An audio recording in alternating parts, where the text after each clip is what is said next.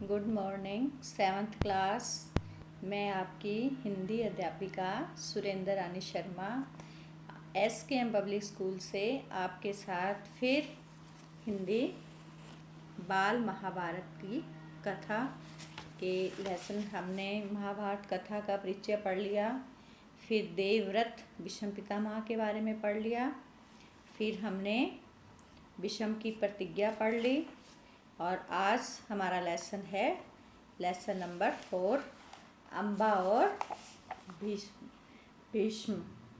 अम्बा और भीष्म ये लेसन निकाल लीजिए और साथ में एक पेंसिल हाथ में जो भी कठिन शब्दार्थ है उनके नीचे रेखांकित करना है, अंडरलाइन करना है और लिखना है उस शब्द का अर्थ। और साथ में जो MCQ के छोटे छोटे क्वेश्चन बनते हैं वो भी हमने साथ के साथ अंडरलाइन करते रहना है।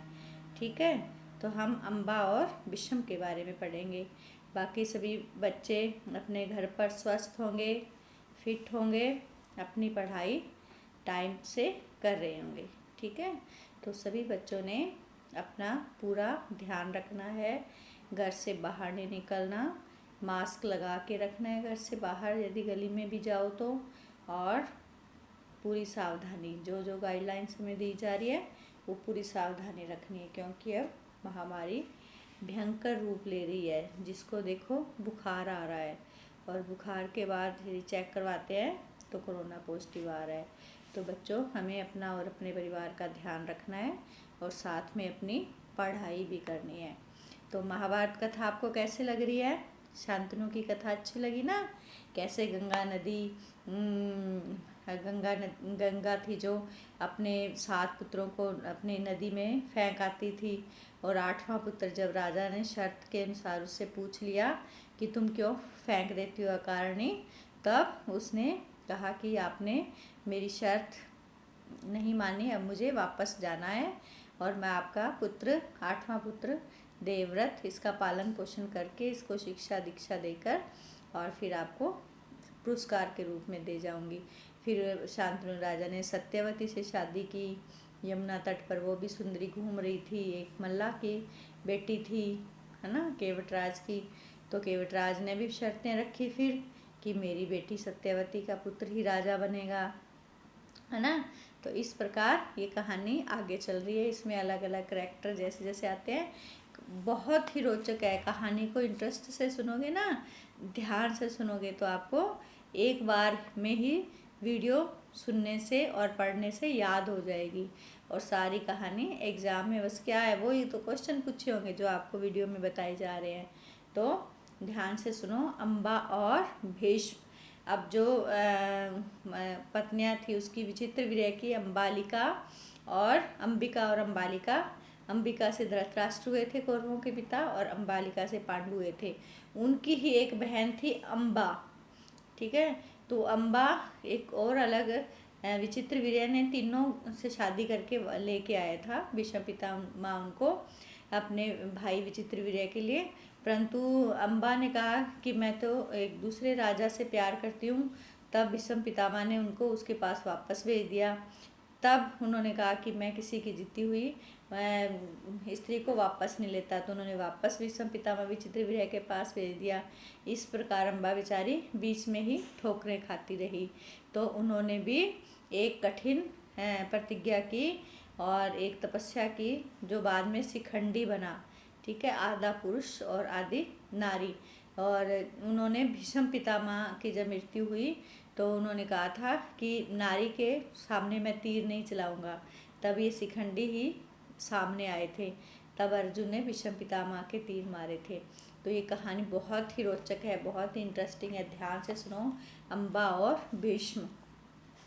सत्यवती के पुत्र चित्रांगद बड़े ही वीर परंतु स्वेच्छाचारी थे। स्वेच्छाचारी मतलब अपनी इच्छा से काम करने वाले। एक बार किसी गंधर्व के साथ युद्ध हुआ, उसमें वह मारे गए।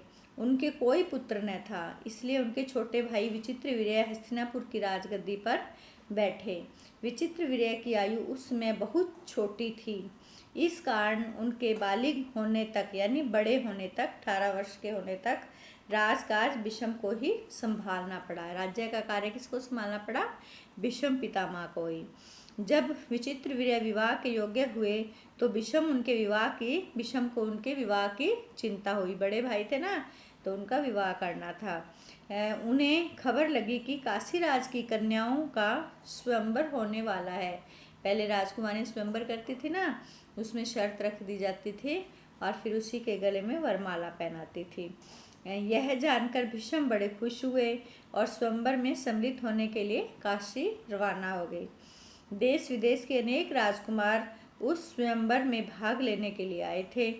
राजपुत्रियों को पाने के लिए आपस में बड़ी स्पर्धा थी। स्पर्धा माने प्रतियोगिता, कंपटीशन, होड़ा होड़ी, है ना। हमने बसंत में पढ़ा था ना, पक्षियों की होड़ा होड़ी। स्पर्धा माने प्रतियोगिता, कंपटीशन। स्पर्धा के नीचे अंडरलाइन कर लो, स्पर्धा। क्षत्रियों में भीष्म की प्रतिज्ञा की प्रतिष्ठा अद्वितीय थी। क्षत्रिय पता है कौन होते हैं? क्षत्रिय ही राजा हुआ करते थे। हमारे जाति के 4 वर्ण बताए गए हैं। ब्राह्मण जो धर्म का कार्य संभालते हैं, धार्मिक अनुष्ठान वगैरह का कार्य ब्राह्मणों का होता है, मंत्र पाठ पूजा वगैरह कर्म कांड करवाना।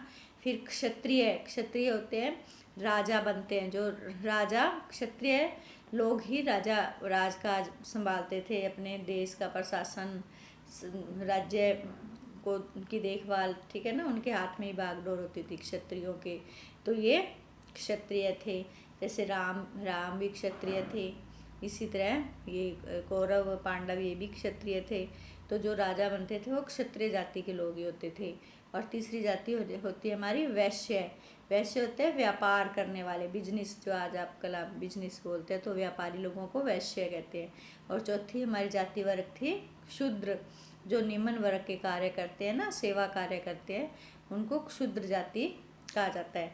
तो क्षत्रियों में भीष्म की प्रतिज्ञा की प्रतिष्ठा अद्वितीय थी, यानी उसकी कोई बराबरी नहीं थी। अद्वितीय, अद्वितीय के नीचे अंडरलाइन कर लो, भी अनोखी थी, अद्भुत थी, ठीक है। उनके महान त्याग और भीषण प्रतिज्ञा का हाल सब जानते थे। इसलिए जब वह स्वयंवर मंडप बैठने का जो स्थान था स्वयंवर का, वहाँ मंडप में प्रविष्ट हुए मतलब प्रवेश हुए। एंट्री की, जब प्रविष्ट मतलब प्रवेश, वहाँ अंदर आना। तो राजकुमारों ने सोचा कि वह सिर्फ स्वयंवर देखने के लिए आए होंगे, परंतु जो स्वयंवर में सम्मिलित होने वालों में भीष्म ने भी अपना नाम दिया तो अन्य कुमारों को निराश होना पड़ा। क्यों? भीष्म तो सबसे वो थे ना, क्षत्रियों में बहुत ही तेज, बलशाली, शक्तिशाली, बुद्धिमान, कुशाग्र। तो सारे राजा कहते हैं कि अब तो भीष्म के गले में ही वरमाला पहनाएंगी राजकुमारियाँ। तब उनको निराश होना पड़ा, क्योंकि पहले तो सबको पता था कि इन्होंने तो शर्त वचन ले रखा है कि वो आजन्म यानी पूरी ज़िंदगी भर शादी नहीं करेंगे, ब्रह्मचारी रहेंगे।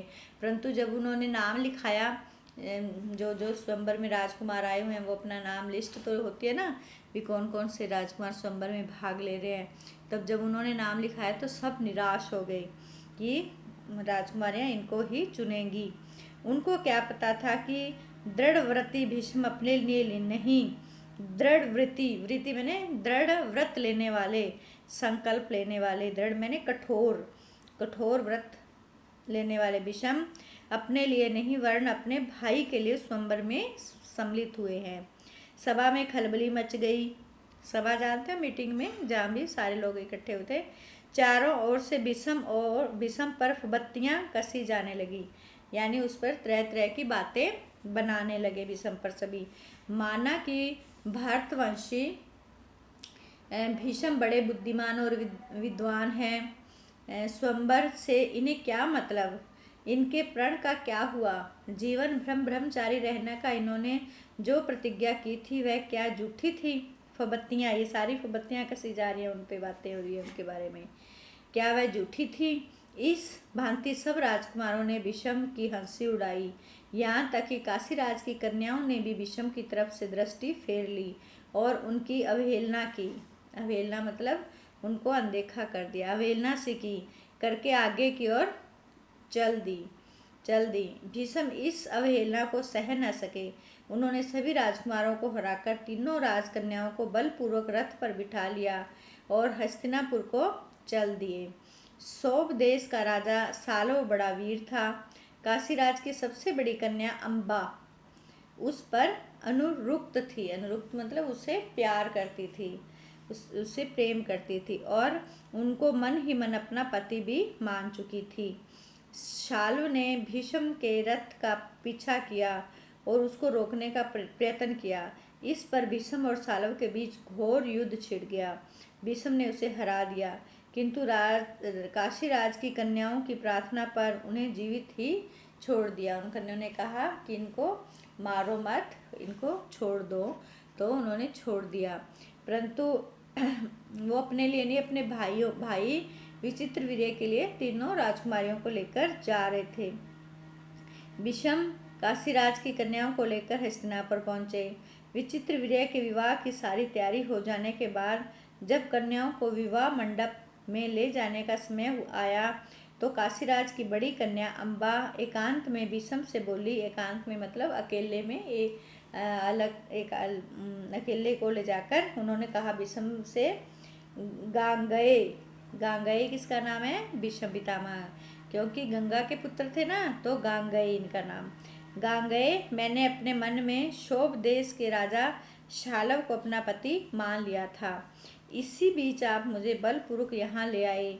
मेरे मन की बात जानने के बाद आप मेरे बारे में अब तो उचित समझे करें, यानी उन्होंने बता दिया। ठीक है। भीष्म को अम्बा की बात जची मतलब सही लगी। उन्होंने अम्बा को उसकी इच्छा अनुसार उचित प्रबंध के साथ शाल्व के पास भेज दिया। अम्बा की दोनों बहनों अंबिका और अंबालिका का विवाह विचित्रवीर्य के साथ विवाह करा दिया। जो अंबिका थी, इनके तो धृतराष्ट्र हुए थे ना, जो अंधे थे, जो बड़े होके जिनके कौरव पुत्र कहलाए, और अंबालिका के पांडु राजा हुए थे, जिनके दो रानियां थी, माद्री और कुंती, जिनके 5 पुत्र 5 पांडव हुए थे। तो उनका विवाह हो गया। अम्बा अपने मनोनीत अपने मन से चुने हुए, मनोनीत मतलब अपने मन से चुने हुए वर, मैंने दूल्हे को, कौन था? शोभराज शाल्व के पास गई और सारा वृत्तांत मैंने सारी बात, सारी कथा, वृत्तांत सारी घटना, वृत्तांत मैंने जो सारी बात हुई थी वो सारी घटना कह सुनाई। उसने कहा, वृत्तांत के नीचे अंडरलाइन कर लो, मनोनीत के नीचे अंडरलाइन कर लो। मनोनीत मन से चुना हुआ वर, मैंने दूल्हा, अपना पति, और वृत्तांत मैंने पूरी घटना कह सुनाई। उसने कहा, राजन, मैं आपको ही अपना पति मान चुकी हूँ। मेरे अनुरोध से भीष्म ने मुझे आपके पास भेजा है। मेरे अनुरोध से मतलब मेरी प्रार्थना करने से, मैंने उनसे प्रार्थना की, उनसे प्रार्थना करने के बाद उन्होंने मुझे आपके पास भेज दिया। आप मुझे अपनी पत्नी स्वीकार कर लें। इस पर शाल्व ने माना। उसने अम्बा से कहा, सारे राजकुमारों के सामने भीष्म ने मुझे युद्ध में पराजित किया और तुम्हें बलपूर्वक हरण करके ले गया। हरण करके मतलब चुरा कर, हरण करना मतलब धक्के से लेके जाना, जबरदस्ती लेके जाना, बलपूर्वक ले गए। इतने बड़े अपमान के बाद मैं तुम्हें कैसे स्वीकार कर सकता हूँ? तुम्हारे लिए अब उचित यही है कि तुम भीष्म के पास जाओ। उचित मतलब सही, सही यही है कि तुम, उचित मैंने सही, तुम भीष्म के पास जाओ और उनकी सलाह के मुताबिक ही काम करो, जैसे वो कहें वैसे ही काम करो। सलाह मतलब उनके राय के अनुसार, सलाह के नीचे कर लो, सलाह मतलब राय, उनकी राय के अनुसार, मुताबिक मतलब अनुसार, उनकी राय के अनुसार ही काम करो। बेचारी अम्बा हस्तिनापुर लौट आई और भीष्म को सारा हाल कह सुनाया। उन्होंने विचित्रवीर्य से कहा, वत्स मैंने बेटा, राजा शाल्व अम्बा को स्वीकार नहीं करता। इससे विदित होता है कि इसकी इच्छा अम्बा को पत्नी बनाने की नहीं थी। अब उसके साथ तुम्हारा ब्याह कराने में कोई आपत्ति नहीं रही है। पर विचित्रवीर्य अम्बा के साथ ब्याह करने को राजी न हुए। अब विचित्रवीर्य ने भी अम्बा से विवाह करने के लिए मना कर दिया। बेचारी अम्बा न इधर की रही न उधर की। ठीक है, कोई और रास्ता न देखा, वह विषम से बोली, गंगए मैं दोनों ओर से ही गई, मेरा कोई भी सहारा न रहा, आप ही मुझे हर लाए थे, अतः अब आपका यह कर्तव्य है कि आप मेरे साथ ब्याह कर लें। अब उसने विषम को कहा कि आप ही मेरे को हर कर लाए थे, जबरदस्ती लाए थे, अब आप ही मेरे साथ विवाह करें। विषम ने उसकी बात ध्यान से सुनी और अपनी प्रतिज्ञा की याद दिलाकर बोले, अपनी प्रतिज्ञा तो मैं नहीं तोड़ सकता। उन्होंने अम्बा की परिस्थिति समझकर विचित्रवीर्य से दोबारा आग्रह किया, आग्रह मतलब दोबारा उनसे प्रार्थना की, पर वह न माना। विषम ने अम्बा को फिर समझाया और कहा कि शोभराज सालव के ही पास जाओ, एक बार फिर प्रार्थना करो। लाचार अम्बा फिर सालव के पास गई।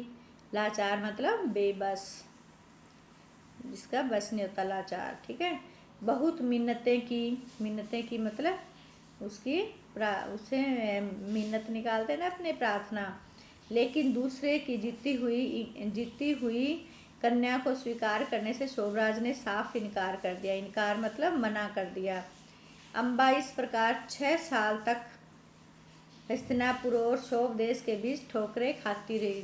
6 साल, देखो बेचारी अम्बा कभी इधर जाती, कभी शोभराज काशीराज के शाल्व के राजा शोभराज शाल्व के पास जाती, कभी इधर विचित्रवीर्य यानी विषम पितामह के पास आती। बेचारी 6 साल तक ठोकरें खाती रही। हस्तिनापुर और शोभ देश की भी ठोकरें खाती फिरी। उसने अपने इस सारे दुख का कारण विषम को समझा। उन पर बहुत क्रोध आया और प्रतिहिंसा की आग उनके मन में जलने लगी। प्रतिहिंसा मतलब दुश्मनी की हिंसा, मतलब जैसे मार देना, हिंसा मार कुटाई की नाम होता है अहिंसा और हिंसा। प्रतिहिंसा उनके विरुद्ध, उनको मारने की आग उनके मन में जलने लगी। विषम से बदला लेने की इच्छा से वह कई राजाओं के पास गई, उनको अपना दुखड़ा सुनाया। विषम से युद्ध करके उसका वध करने की उसने राजाओं से प्रार्थना की, पर राजा लोग तो विषम के नाम से ही डरते थे। किसी में इतना साहस न था कि विषम से युद्ध करे। क्षत्रियों से एकदम निराश होकर अम्बा ने तपस्वी ब्राह्मणों का शरण ली। अब वो जो तपस्या कर रहे थे ब्राह्मण, उनके पास गई, उनकी शरण ली, यानी उनके पास गई। तपस्वियों ने कहा, बेटी तुम परशुराम के पास जाओ। परशुराम भी बहुत ही ब्राह्मणों के पहुँचे हुए तपस्वी राजा थे, वे ऋषि थे, वे तुम्हारी इच्छा अवश्य पूरी करेंगे। तब ऋषियों की सलाह पर अम्बा परशुराम के पास गई। अम्बा की करुण कहानी सुनकर, दया भरी कहानी सुनकर परशुराम का हृदय पिघल गया। करुण कहानी मतलब दया भरी, दुख भरी कहानी सुनकर परशुराम का जो हृदय था वो पिघल गया। उन्होंने दयाद्र स्वर में कहा, यानी दया भर स्वर में कहा, आवाज में कहा, काशीराज कन्या तुम मुझसे क्या चाहती हो? अम्बा ने कहा, ब्राह्मण वीर मेरी प्रार्थना केवल यही है कि आप विषम से युद्ध करो, मैं अपने विषम के वध की भीख मांगती हूँ। परशुराम को अम्बा की प्रार्थना पसंद आई। बड़े उत्साह के साथ वह विषम के पास गए और उन्हें युद्ध के लिए ललकारा। दोनों कुशल योद्धा थे और धनुष विद्या के जानकार भी। दोनों ही जितेंद्रिय और ब्रह्मचारी थे। समान योद्धाओं की टक्कर थी। कई दिनों तक युद्ध होता रहा, फिर भी हार जीत का निश्चय न हो सका। अंत में परशुराम ने हार मान ली और उन्होंने अम्बा से कहा, जो कुछ मेरे वश में था कर चुका, अब तुम्हारे लिए यही उचित है कि तुम विषम की ही शरण लो। पर अम्बा ऐसी बातों से कब विचलित होने वाली थी।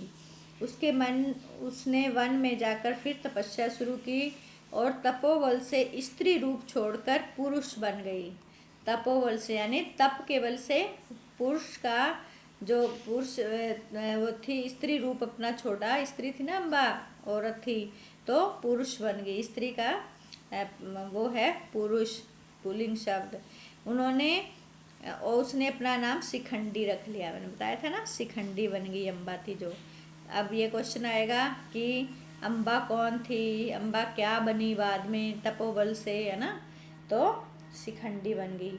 जब कौरवों और पांडवों के बीच कुरुक्षेत्र के मैदान में युद्ध हुआ तो भीष्म के विरुद्ध लड़ते समय शिखंडी रथ के आगे बैठा था और अर्जुन ठीक उसके पीछे।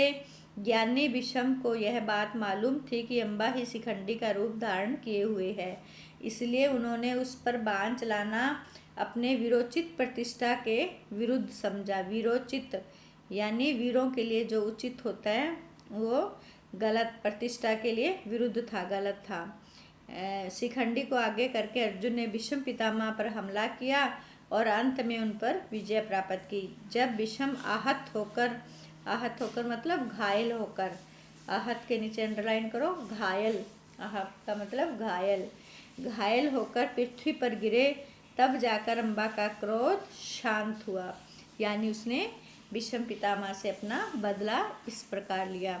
तो ये थी भीष्म और अम्बा की कहानी पूरी, लेसन नंबर 4। इसमें से भी क्वेश्चन जितने 8 या 10 बन सकें तो छोटे छोटे बना लेना। वीडियो 21 मिनट की बन गई। नेक्स्ट वीडियो में फिर मिलते हैं।